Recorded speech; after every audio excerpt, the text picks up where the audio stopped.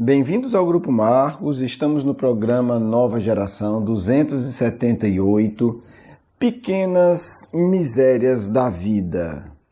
Meu nome é Carlos Luiz. Dando continuidade ao nosso estudo de O Livro dos Espíritos, a gente vai agora para a questão 530, né? Estamos na segunda parte, onde Kardec vai trabalhar sobre a influência dos espíritos, essa relação nossa de encarnados com os desencarnados, né? Lembrando rapidamente, o Livro dos Espíritos possui 4 partes principais, né? A primeira, que vai lidar com as causas iniciais com Deus, depois essa relação com o mundo espiritual, a terceira parte são as leis psicológicas ou morais e a quarta parte das esperanças e consolações, né? O que é que a gente pode esperar, né? O que é que a gente pode plantar aqui para colher depois. Bem, na segunda parte temos a 530. É uma questão peculiar do nosso dia a dia em relação aos espíritos inferiores. Pergunta Kardec: os espíritos levianos e zombeteiros não podem criar pequenos embaraços que venham a contrariar nossos projetos e desviar nossas previsões? Numa palavra, serão eles os autores do que vulgarmente chamamos as pequenas misérias da vida humana? Né? Esse termo pequenas misérias da vida humana, hoje a gente pode até substituir, né? São os aborrecimentos do dia a dia. Não são as grandes tragédias da nossa vida, não é uma doença seríssima, um acidente muito sério, não. Mas são aqueles aborrecimentos que às vezes atrapalham o nosso dia, né? Sei lá, perdi a chave do carro, não sei onde coloquei minha carteira, bati e quebrei não sei o quê, que chato. Não vai mudar a nossa vida, não vai mudar a nossa estrutura de vida, mas a gente fica chateado, né? O celular caiu, quebrou, coisas do tipo. Vamos lá. Kardec está perguntando, esses pequenos aborrecimentos, né, que na verdade doem, que incomodam, que perturbam, existe uma relação desses pequenos aborrecimentos com os espíritos inferiores, com os espíritos que ele chama de levianos e zombeteiros? Lembremos que tem a escala espírita, né? Quando Kardec fala levianos e zombeteiros, são espíritos inferiores, mas não são espíritos perversos, né? São espíritos são aqueles... Esses zombeteiros são os brincalhões de mau gosto, né? Tem espírito bem-humorado superior, que brinca, que fala uma coisa engraçada e tal. Mas tem aqueles espíritos que são brincalhões, mas é aquela brincadeira que faz mal ao outro, né? Então ele quer lhe perturbar de uma forma que vai realmente lhe desestabilizar emocionalmente para se divertir, tá certo? Então esses são os zombeteiros, né? Ele quer se divertir à custa da sua paz, ele não quer se divertir junto com você, ele não está espalhando alegria, ele quer rir da sua desgraça. Mas aqui são essas desgraças do dia a dia. Explicado isso, olha que interessante, né? Porque no fundo Kardec pergunta, essas coisas, esses aborrecimentos que acontecem, tem interferência espiritual? Né? Tem espírito inferior gerando isso? Ou não tem nada a ver? Resposta: eles se comprazem, né, se alegram nesses aborrecimentos que representam para vós provas, a fim de exercitar a vossa paciência. Então, primeiro, esses aborrecimentos vão acontecer com todo mundo, inclusive com Kardec, né? Isso alegra os espíritos inferiores. Por outro lado, é uma oportunidade para a gente testar, ampliar, exercitar, a palavra é essa, exercitar, que eles usam aqui, a nossa paciência. Cansam-se, porém, quando veem que não tem êxito. Né? A gente conhece gente assim, né? Vai, enche o saco, de repente você tá num dia bom, e aí o sujeito perde a graça, né? Que ele não está lhe vendo com raiva, não está lhe vendo explodir, não está lhe vendo nervoso. Tipo, não tem graça. Preguei essa peça, não dei nada. O cara olhou, que pena. Tchau. Vida que segue. Então, o ponto central, a gente vai já para outra parte da resposta, mas o ponto central até aqui é o seguinte: os aborrecimentos da vida, do dia a dia, eles são oportunidades. Olha que legal. Né? Bom saber disso, né? Talvez console. Os aborrecimentos do dia a dia são oportunidades para que a gente amplie a nossa paciência. Alguma paciência todos nós temos. Pode ser muito, pode ser bem pouquinha, mas tem. Alguma paciência a gente tem, tá certo? E esses aborrecimentos é a oportunidade prática da gente exercitar um pouco mais a paciência. A gente não vai se tornar, né, campeões olímpicos de paciência, de um dia para a noite. Mas se a gente exercitar um pouco cada dia, no final de um ano a gente já melhorou. No final da encarnação, muita coisa. No final de 10, 20 ou 30 existências, quem sabe nós nos tornamos pessoas verdadeiramente pacientes. Então, é isso. Tem mais. Olha o outro lado.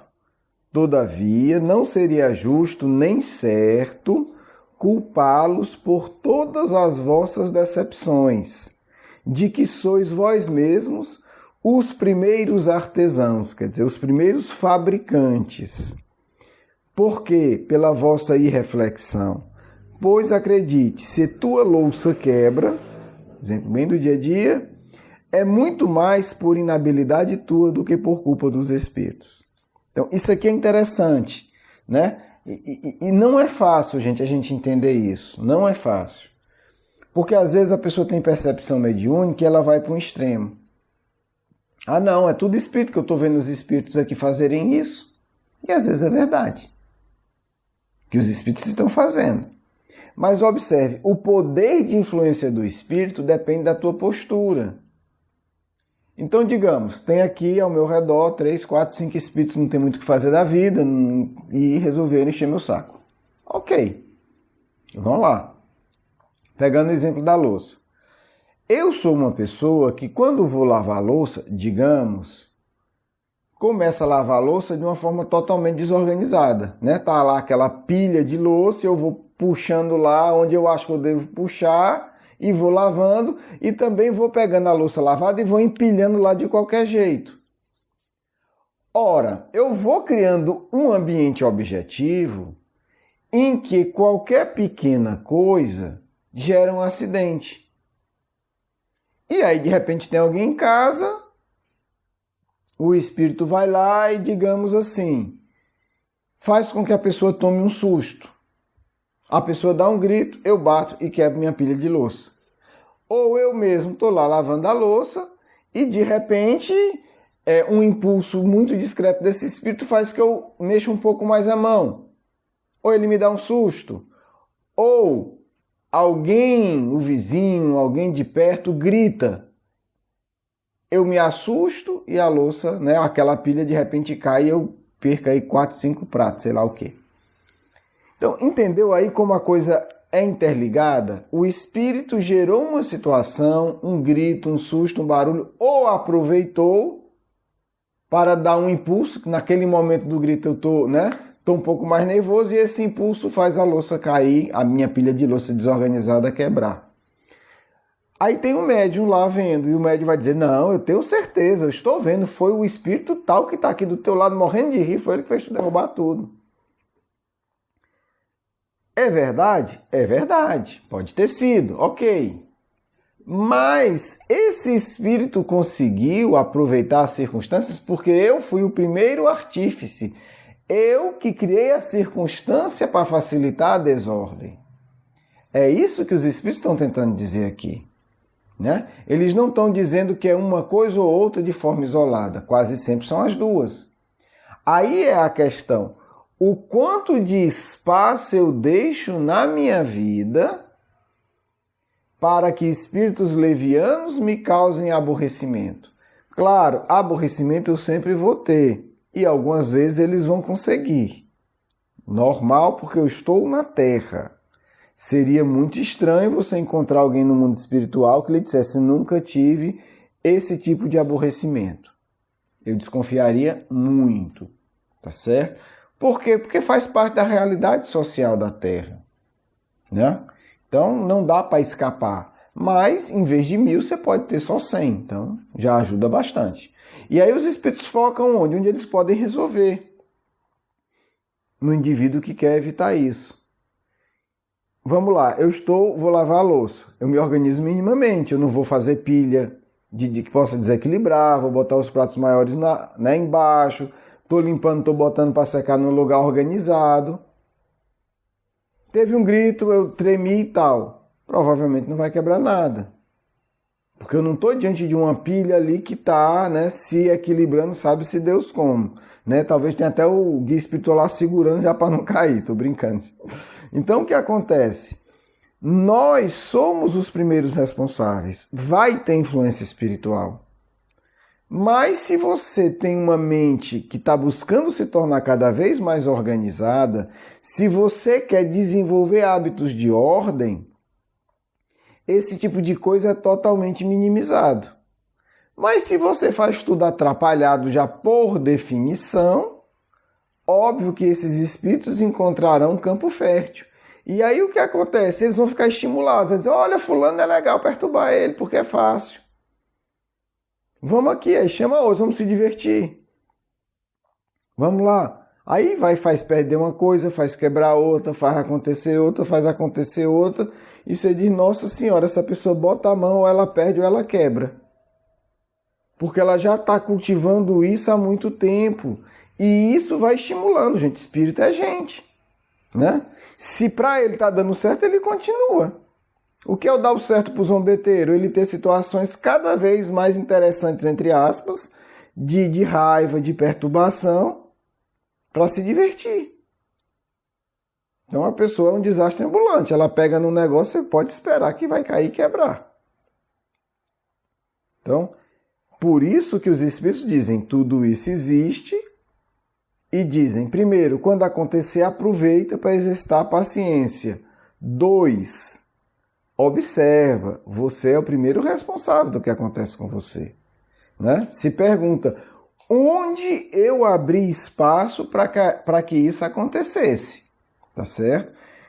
Kardec a partir daí ele vai fazer uma outra pergunta, na verdade é uma outra pergunta ainda no 530, no A, que sinceramente eu vou trabalhar no nosso próximo estudo, porque é o seguinte, né? Essa pergunta ela faz uma ligação entre a 530 e a 531, ela é a 530A. Porque ele vai perguntar o seguinte: esses espíritos que fazem isso, eles fazem isso porque têm raiva da gente? É uma perseguição individual? Ou eles pegam ali o primeiro que aparece? Então, isso vai ficar para a próxima, porque dá para fazer uma ponte bem interessante com a 531. E aí a gente entende, né? Essa 530 é uma transição perfeita para a 531. Eu vou preferir, até por conta do nosso tempo, trabalhar essa questão junto com a seguinte. Resumidamente, gente, quando você cria um hábito de ordem, de estrutura, de equilíbrio na tua vida, você automaticamente está criando um clima que vai evitar muitos aborrecimentos. Tanto esses aborrecimentos pequenos, quanto muitas vezes grandes desgraças. Por isso que vale a pena a gente investir, sem se tornar um chato, mas se observar. Onde é que eu estou deixando espaço para a desordem na minha vida? Onde é que eu estou deixando espaço para aborrecimento, para acidente? Né? Nós, brasileiros, somos craques nisso. Né? Eu acho que talvez no plano espiritual a gente seja um dos países conhecido como o paraíso dos espíritos zombeteiros.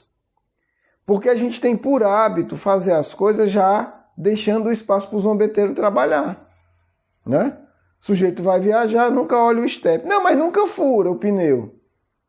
Tá, mas quando ele furar meio-dia num lugar deserto, tu vai abrir e vai dizer: ah, não está funcionando. né? A gente viaja, não calibra o pneu do carro, não faz uma revisão mínima. Entendeu? O sujeito dorme e não escova o dente. É desordem? Porque daqui a pouco ele vai perder o dente. Né? São pequenos hábitos. Comer uma coisa quente, tá com uma gelada por cima. Quer dizer, você já está planejando para destruir teus dentes. Aí quando acontecer o pequeno acidente do teu dente cair, quebrar, numa hora que tu estiver mais precisando dele, e tiver um bocado de espírito rindo, vai dizer, foram os espíritos. Eles podem ter dado só, né? Aquela história, só um empurrãozinho, mas tu já foi para a beira do abismo. Saúde da mesma coisa, né? Vai comendo de tudo, vai estragando o corpo. Aí daqui a pouco, por que eu tô com diabetes? Por que eu tô com isso? Por que eu tô com aquilo? São as pequenas coisas que têm a ver com a saúde, que têm a ver com os hábitos, que têm a ver com a organização. Aí vai e perde um documento extremamente importante. Os espíritos morrendo de rir, sabendo onde está. Por quê? Porque não desenvolveu o hábito de, não, coisas importantes eu vou guardar nesse lugar aqui, nessa gaveta, nesse imóvel. Então, documento importante eu sei que tá ali. Está naquela caixa, está naquele envelope, está naquele colecionador. Então, aí perde documento importante e fica doido. Passa um mês preocupado até encontrar ou até ter que conseguir outro. Então, são pequenas coisas. E nós não temos isso, né? Às vezes, assim, eu não tenho carro, mas, enfim, é um exemplo que está vindo à mente. A gente vê até nos filmes. Nesse caso, os americanos são melhores do que a gente, né? Você vê no filme, normalmente, a pessoa chega e tem um lugar para jogar a chave. Às vezes é jogar. É uma cestinha, vai lá e joga a chave do carro. Muitos de nós chegam e jogam a chave do carro onde está e daqui a pouco, meu Deus, cadê a chave do carro? Aí perde 15 minutos saindo com raiva porque está atrasado. Eu já passei por isso quando eu tinha carro, gente. Então, não estou acusando ninguém, é típico, né? Então, eu disse, meu Deus, o que é que custa? Bota no lugar só, você não precisa nem pensar. Quando você for atrás, você já sabe, está naquele cesto, está pendurado na parede, está naquela gaveta, é um lugar padrão. Então, isso são as pequenas coisas que geram harmonia na nossa vida e evita esse tipo de influência, tá certo? Então, por isso aqui os espíritos dizem, né? É o primeiro, né? Você é o primeiro responsável. Não vou dar mais exemplos, né? Isso serve para as atividades espíritas, né? É 7 horas, o sujeito sempre chega às 7. É óbvio que qualquer pequeno atraso já comprometeu a atividade, né? Se é 7, por que não adquire o hábito de chegar às 6h30? Porque é uma coisa importante. Chega com calma, se refaz, bebe água, vai no banheiro, medita, lê, tem uma conversa saudável. E no dia que atrasar, em vez de 6h30, chega 10:07. Né? É isso que acontece. Aí o sujeito, não, mas eu chego no horário. Mas chega 5:07. Então assim, você já abriu espaço para um espírito leviano te perturbar. Né? Então, quando for importante, é importante, então eu vou e me preparo um pouco antes. Então, assim, é um conjunto de coisas que os espíritos fazem, nos perturbam, às vezes conseguem, mas se a gente entende que a decisão está na nossa mão, a gente evita 90% dos casos. E nos 10% a gente sorri e diz, bem, já evitei os 90%, agora é a hora de eu exercitar a minha paciência. E aí a gente está sempre no lucro. Um abraço, espero que as reflexões tenham sido úteis. Vamos à nossa segunda parte.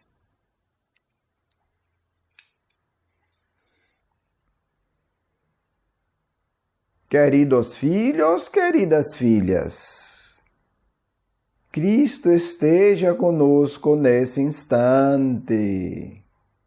Vocês sabem o que caracteriza um espírito lúcido, superior? Uma mente ordenada, uma mente organizada. Não é uma mente aflita para organizar. Isto é outra coisa. É uma mente que naturalmente é ordeira. A vida faz sentido. As memórias estão compostas sem furos. sem confusões. Sabe o que tem que fazer e sabe uma boa forma de fazer cada coisa que tem que fazer. Isso dá paz, filhos. Sabe o seu passado, conhece bem tudo do presente e tem uma noção clara do futuro. Entendam que estou dando vários exemplos do que significa uma mente verdadeiramente ordenada. Isto é muito importante entender. Vocês precisam querer caminhar para isso. Sem violência, sem arrogância, sem prepotência, mas cada um observar e ver em si o que eu posso ordenar um pouco mais. Isto é importante. O que eu posso tornar mais organizado. Horários, coisas que guarda, tarefas que assume. Vejo espíritas entrando em uma correria maluca.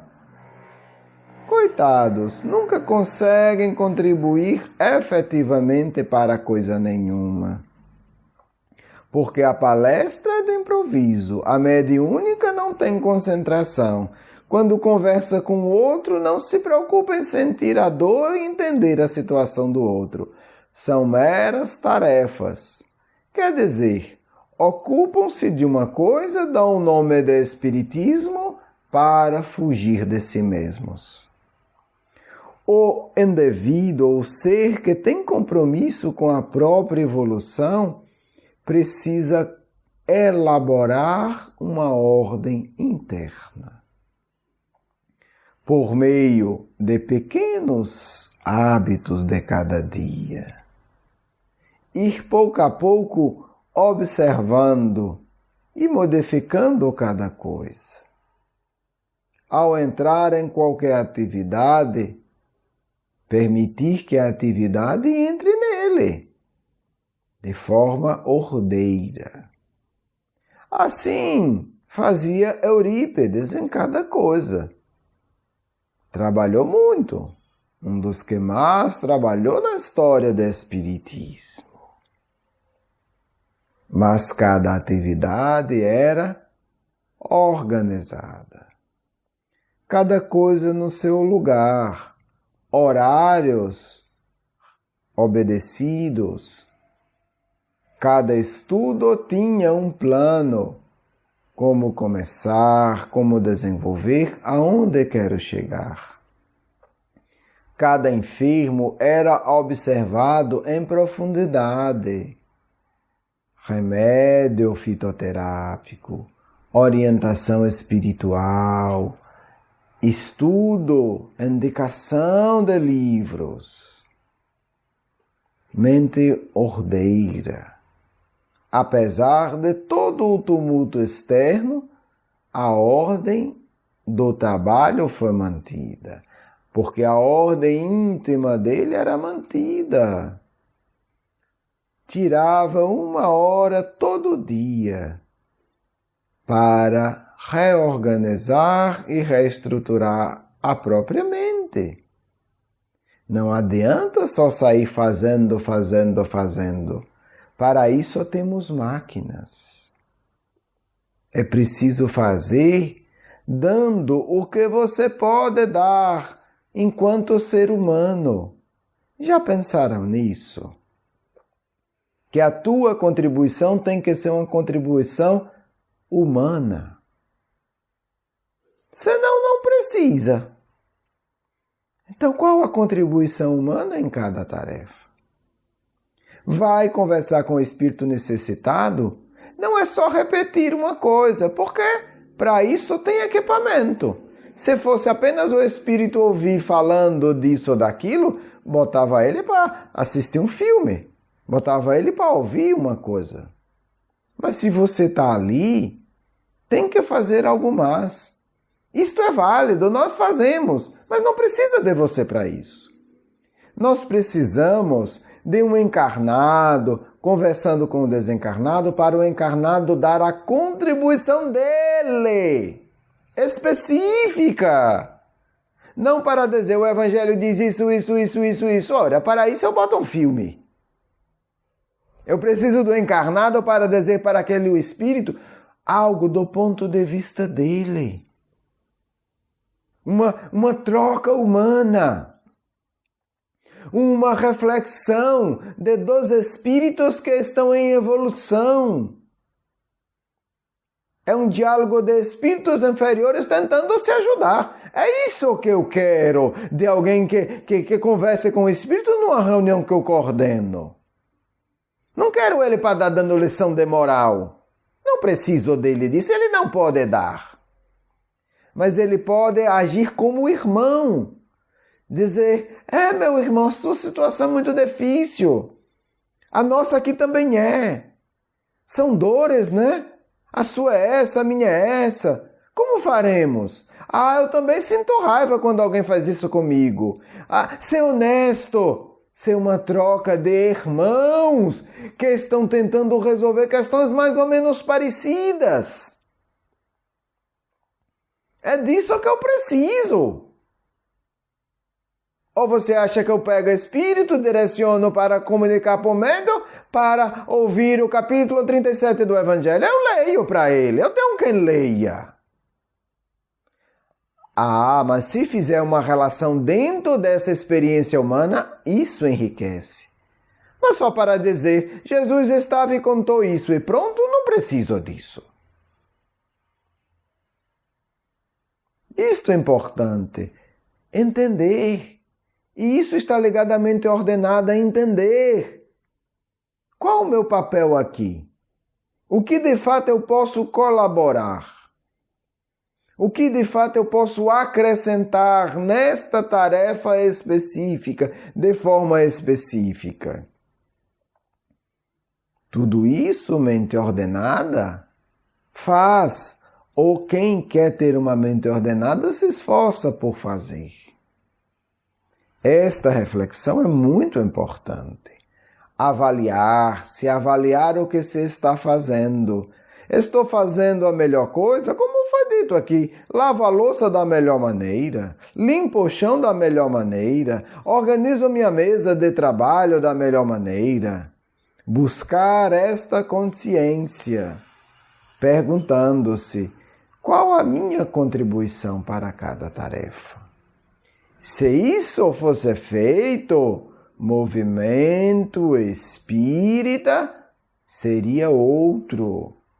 Se cada tarefa que vocês participam fosse feito reflexão muito séria, individual e coletiva, e claro, dialogando com o responsável, em conjunto, vocês elevariam a atividade, seja qual for, a um patamar muito além do que está hoje.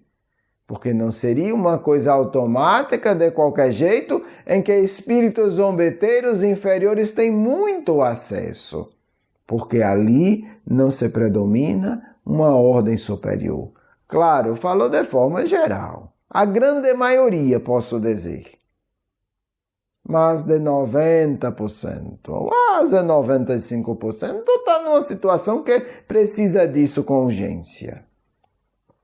Então peço que vocês pensem como fazer isso primeiro na vida de vocês, para que possam levar isso de forma natural e verdadeira para a atividade espírita. E Cristo está conosco. Mas a nossa desordem não permite que Ele nos ajude tanto quanto Ele quer. O Cristo Filho não exige nada de vocês. Mas se vocês abrirem um pouco mais as mentes e corações, Ele poderá ajudar de forma extraordinária tudo o que vocês fazem. Um abraço do amigo espiritual de sempre. Quero agradecer o seu carinho, a sua atenção e para conhecer mais do nosso curso Educação Espírita, um convite à juventude, do nosso programa Nova Geração e os nossos livros, por favor, visite o nosso blog grupomarcos.com.br. Você é muito bem-vindo. Um grande abraço.